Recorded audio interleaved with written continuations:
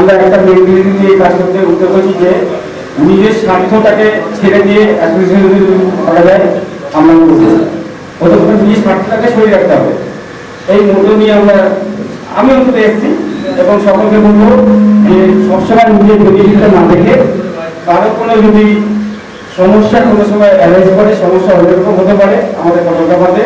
প্রথম কথা হচ্ছে, প্রথম সমস্যা হচ্ছে আমরা সমস্ত ফটোগ্রাফারদের চিনিই না। আমি পাঁচজনকে চিনি, আপনি পাঁচজনকে চেনেন। আজকে একটা প্ল্যাটফর্ম হলো সবাই সবাইকে জানার জন্য। কথা হচ্ছে আমাদের কাজটা বড় কথা, আমরা আমাদের লক্ষ্যের জন্য সবাই সবার বক্তব্যটা শুনবো, শুনে আমরা একটা কনক্লুশনে আসবো যেখানে আমাদের টোটাল যে অ্যাসোসিয়েশন আছে সুন্দরভাবে আমরা সকলের বেনিফিটেড হই, সেইভাবে সকলেই সমান গুরুত্ব। আমার যা গুরুত্ব একটা নতুন যে ক্যামেরা আজকে ধরেছে, আমি মনে করি তার গুরুত্ব সমান। সকলের থেকে মতামত আমরা পজিটিভভাবে গ্রহণ করবো, তাদের নেগেটিভ করে নয়।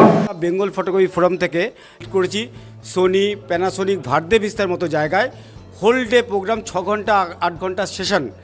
সেখানে আমরা ফ্রি অফ কস্টে আমাদের মেম্বারদের প্রোভাইড করেছি।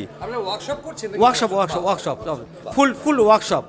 হ্যাঁ, সেখানে ক্যামেরার খুঁটিনাটি সম্বন্ধে এক্সপ্লেন করেছে তার ম্যানেজমেন্ট, এবং আমাদের যেখানে যেখানে আটকে গেছে আমরা কোশ্চেন করেছি, তার উত্তরগুলো তারা দিয়ে দিচ্ছে। I won the battle. হ্যাঁ, বিরাট ফাইট। সবাই ভালো থাকবেন। থ্যাংক ইউ সবাইকে। Thank you so much.